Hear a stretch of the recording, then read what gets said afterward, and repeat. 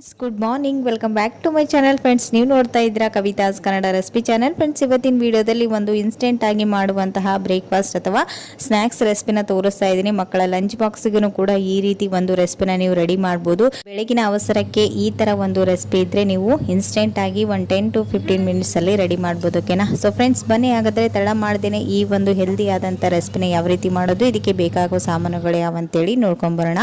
ಇಲ್ಲಿ ಮೊದಲನೇದಾಗಿ ನಾನು ಒಂದು ಮಿಕ್ಸಿಂಗ್ ಬೌಲ್ ತಗೊಂಡಿದ್ದೀನಿ. ಇದಕ್ಕೆ ನಾನಿಲ್ಲಿ 1 ಕಪ್ನಷ್ಟು ಗೋಧಿ ಹಿಟ್ಟನ್ನು ಹಾಕೊಳ್ತಾ ಇದ್ದೀನಿ. ಈ 1 ಕಪ್ ಗೋಧಿ ಹಿಟ್ಟಿಗೆ ನಾನಿಲ್ಲಿ 1-2 ಟೇಬಲ್ ಸ್ಪೂನ್ ಅಷ್ಟು ಕಡಲೆ ಹಿಟ್ಟನ್ನು ಹಾಕ್ತಾ ಇದ್ದೀನಿ. ನಾವು ಬಜ್ಜಿ ಬೋಂಡ ಎಲ್ಲನೂ ಮಾಡ್ತೀವಲ್ವಾ, ಅದೇ ಕಡಲೆ ಹಿಟ್ಟನ್ನು ಹಾಕಿ ಒಂದ್ಸರಿ ಡ್ರೈ ಆಗಿನೇ ಇದೆಲ್ಲವನ್ನು ಮಿಕ್ಸ್ ಮಾಡ್ಕೊಂಡು ತಗೊಳ್ತಾ ಇದ್ದೀನಿ. ಇಲ್ಲಿ 1 ಟೇಬಲ್ ಸ್ಪೂನ್ ಅಷ್ಟು ಅಜ್ವೈನನ್ನು ಹಾಕ್ತಾ ಇದ್ದೀನಿ. ಇದನ್ನ ಸ್ವಲ್ಪ ಕೈಯಿಂದ ಈ ರೀತಿ ಕ್ರಶ್ ಮಾಡ್ಕೊಂಡು ಹಾಕೋದ್ರಿಂದ ಇದ್ರ ಫ್ಲೇವರ್ ಎಲ್ಲನೂ ಹಿಟ್ಟಲ್ಲಿ ಚೆನ್ನಾಗಿ ಬಿಟ್ಕೊಳ್ಳುತ್ತೆ ಅಂತೇಳಿ.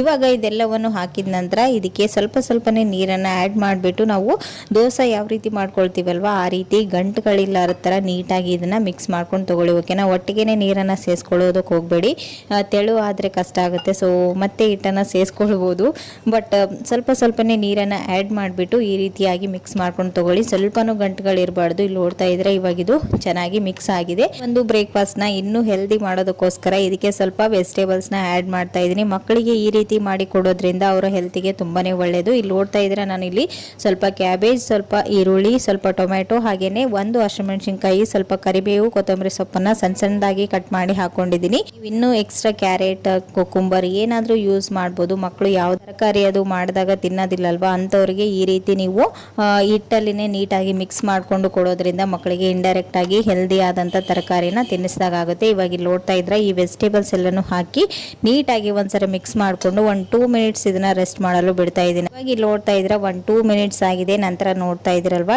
ಇದು ಹಿಟ್ಟು ಜಾಸ್ತಿ ಹೊತ್ತು ನೆನೆಸೋದೇನು ಬೇಕಾಗಿಲ್ಲ, ಇನ್ಸ್ಟೆಂಟ್ ಆಗಿ ನೀವು ರೆಡಿ ಮಾಡ್ಬೋದು. ಇವಾಗ ಇದನ್ನ ಇನ್ನೊಂದ್ಸರಿ ಚೆನ್ನಾಗಿ ಮಿಕ್ಸ್ ಮಾಡಿಕೊಂಡು ಇದಕ್ಕೆ ಸ್ವಲ್ಪ ಮಸಾಲ ಐಟಮ್ಸ್ಗಳನ್ನು ಆ್ಯಡ್ ಮಾಡ್ತಾ ಇದ್ದೀನಿ. ಇದು ಆಪ್ಷನಲ್, ನೀವು ಬೇಕಂದ್ರೆ ಆ್ಯಡ್ ಮಾಡಿ, ಇಲ್ಲಾಂದ್ರೆ ಸ್ಕಿಪ್ ಕೂಡ ಮಾಡ್ಬೋದು. ಆದರೆ ಈ ಮಸಾಲ ಐಟಮ್ಸ್ಗಳನ್ನು ಆ್ಯಡ್ ಮಾಡಿದರೆ ಇದರ ಟೇಸ್ಟ್ ಇನ್ನೂ ಚೆನ್ನಾಗಿರುತ್ತೆ ಅಂತೇಳಿ ಅಷ್ಟೇ. ಕಲರ್ಗೋಸ್ಕರ ಇಲ್ಲಿ ನಾನು 1 ಟೇಬಲ್ ಸ್ಪೂನ್ ಅಷ್ಟು ಅರಿಶಿಣ, ಹಾಗೇನೆ 1/2 ಟೇಬಲ್ ಸ್ಪೂನ್ ಅಷ್ಟು ಗರಂ ಮಸಾಲ ಹಾಗೂ ಸ್ವಲ್ಪ ಚಿಲ್ಲಿ ಪೌಡರ್ನ ಆ್ಯಡ್ ಮಾಡ್ತಾ ಇದ್ದೀನಿ. ನಾವು ಹಸಿಮೆಣಸಿನಕಾಯಿನ ಯೂಸ್ ಮಾಡಿರೋದ್ರಿಂದ ನೀವು ನೋಡಿಕೊಂಡು ಚಿಲ್ಲಿ ಪೌಡರ್ನ ಆ್ಯಡ್ ಮಾಡಿ. ಓಕೆನಾ? ಇವಾಗ ಇಲ್ಲಿ ನೋಡ್ತಾ ಇದ್ದೀರಾ, ಇವಾಗ ಎಲ್ಲನೂ ನೀಟಾಗಿ ಒಂದ್ಸರಿ ಮಿಕ್ಸ್ ಮಾಡಿಕೊಂಡು ಇದಕ್ಕೆ ಬೇಕು ಸ್ವಲ್ಪ ನೀರನ್ನು ಆ್ಯಡ್ ಮಾಡ್ಕೊಳ್ಳಿ. ಸೆಟ್ ದೋಸೆ ಯಾವ ರೀತಿ ಇರುತ್ತಲ್ವಾ ಹಿಟ್ಟು, ಆ ಹದಕ್ಕಿದ್ರೆ ಸಾಕು. ಇವಾಗ ಇಲ್ಲಿ ನೋಡ್ತಾ ಇದ್ರೆ ಇದು ಪರ್ಫೆಕ್ಟ್ ಆಗಿ ರೆಡಿ ಆಗಿದೆ. ಇವಾಗ ಇದಕ್ಕೆ ಲಾಸ್ಟಲ್ಲಿ ರುಚಿಗೆ ತಕ್ಕಷ್ಟು ಉಪ್ಪು, ಹಾಗೇನೆ ಸ್ವಲ್ಪ ಅಡಿಗೆ ಸೋಡಾನ ಆ್ಯಡ್ ಮಾಡ್ತಾ ಇದ್ದೀನಿ. ಅಡಿಗೆ ಸೋಡಾ ಹಾಕೋದ್ರಿಂದ ಇನ್ನೂ ಚೆನ್ನಾಗಿ ಫ್ಲಫಿಯಾಗಿ ಸಾಫ್ಟ್ ಆಗಿ ಬರುತ್ತೆ ಈ ಒಂದು ಬ್ರೇಕ್ಫಾಸ್ಟ್. ಓಕೆ, ಇವಾಗ ಇಲ್ಲಿ ನೋಡ್ತಾ ಇದ್ರೆ ಈಗ ಇದು ಕಂಪ್ಲೀಟ್ ಆಗಿ ರೆಡಿ ಆಗಿದೆ. ಇವಾಗ ಈ ಕಡೆ ಇಲ್ಲಿ ಪ್ಯಾನ್ ಕೂಡ ಬಿಸಿ ಮಾಡೋದಕ್ಕೆ ಇಟ್ಟಿದ್ದೀನಿ. ಈ ಪ್ಯಾನ್ ಬಿಸಿ ಆದ ನಂತರ ಇದರಲ್ಲಿ ನಾವು ಮೊದಲಿಗೆ ರೆಡಿ ಮಾಡಿ ಇಟ್ಕೊಂಡಿರುವಂಥ ಈ ಹಿಟ್ಟನ್ನು ಹಾಕ್ಕೊಂಡು ದೋಸೆನ ಮಾಡ್ಕೊಳ್ಳೋದಷ್ಟೇ. ಸೊ ಫ್ರೆಂಡ್ಸ್, ನೋಡಿದ್ರಲ್ವಾ ಎಷ್ಟು ಸುಲಭವಾಗಿ ಈ ಒಂದು ಬ್ರೇಕ್ಫಾಸ್ಟ್ನ ರೆಡಿ ಮಾಡ್ಬೋದು ಅಂತೇಳಿ. ಮಕ್ಕಳು ಈವ್ನಿಂಗ್ ಟೈಮ್ ಸ್ನ್ಯಾಕ್ಸ್ ಕೇಳಿದಾಗೂ ಈ ರೀತಿ ಒಂದು ರೆಸಿಪಿನ ನೀವು ಮಾಡ್ಬೋದು. ಇದನ್ನ ಟೊಮೆಟೊ ಕೆಚಪ್ ಆಗಿರ್ಬೋದು, ಮತ್ತೆ ಕೋಕೋನಟ್ ಚಟ್ನಿ ಜೊತೆಗೂ ಸರ್ವ್ ಮಾಡ್ಬೋದು. ಇವಾಗ ಇಲ್ಲಿ ನೋಡ್ತಾ ಇದ್ರೆ ಪ್ಯಾನ್ ಕೂಡ ಬಿಸಿಯಾಗಿದೆ. ಇದ್ರ ಮೇಲ್ಗಡೆ ಸ್ವಲ್ಪ ಎಣ್ಣೆನ ಹಾಕಿ ಸ್ವಲ್ಪ ಎಳ್ಳನ್ನು ಹಾಕ್ತಾ ಇದ್ದೀನಿ. ಎಳ್ಳನ್ನು ಹಾಕೋದ್ರಿಂದ ಇದರ ಟೇಸ್ಟ್ ಇನ್ನೂ ಚೆನ್ನಾಗಿರುತ್ತೆ ಅಂತೇಳಿ. ಇದ್ರೆ ಹಾಕೊಳ್ಳಿ, ಇಲ್ಲಾಂದ್ರೆ ಇಲ್ಲ.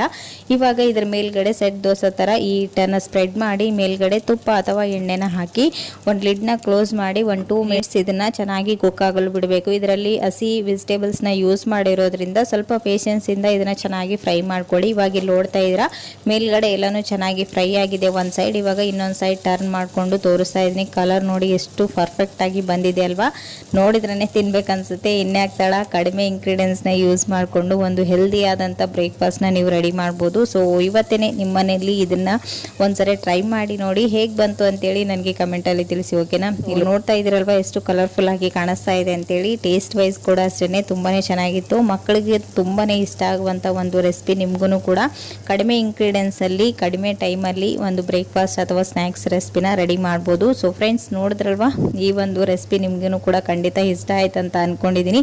ಈ ಒಂದು ರೆಸಿಪಿನ ನಾನು ಮೊಸರು ಹಾಗೂ ಟೊಮೆಟೊ ಚಟ್ನಿ ಜೊತೆಗೆ ಸರ್ವ್ ಮಾಡಿದ್ದೀನಿ. ನಿಮಗೆ ಯಾವುದು ಚಟ್ನಿ ಇಷ್ಟ ಆಗುತ್ತೆ ಅದ್ರ ಜೊತೆಗೆ ಸರ್ವ್ ಮಾಡ್ಬೋದು. ಚಟ್ನಿ ಇಲ್ಲದೇನೆ ಮಕ್ಕಳಿಗೆ ಹಾಗೇನು ಕೂಡ ಕೊಡ್ಬೋದು. ಇದರಲ್ಲಿ ಆಲ್ರೆಡಿ ಮಸಾಲ ಐಟಮ್ಸ್ಗಳು ಮತ್ತು ವೆಜಿಟೇಬಲ್ಸ್ ಇರೋದ್ರಿಂದ ಇದನ್ನು ಹಾಗೇನು ಕೂಡ ತಿನ್ಬೋದು. ಓಕೆ, ಸೊ ಫ್ರೆಂಡ್ಸ್, ನೋಡಿದ್ರಲ್ವಾ ಇವತ್ತಿನ ಈ ಒಂದು ಈಸಿ ಬ್ರೇಕ್ಫಾಸ್ಟ್ ಅಥವಾ ಸ್ನ್ಯಾಕ್ಸ್ ರೆಸಿಪಿ ನಿಮ್ಗೂ ಕೂಡ ಖಂಡಿತ ಇಷ್ಟ ಆಯ್ತು ಅಂತ ಅನ್ಕೊಂಡಿದ್ದೀನಿ. ಇಷ್ಟ ಆದರೆ ಪ್ಲೀಸ್ ಒಂದು ಲೈಕ್ ಕೊಡೋದನ್ನು ಮರಿಬೇಡಿ.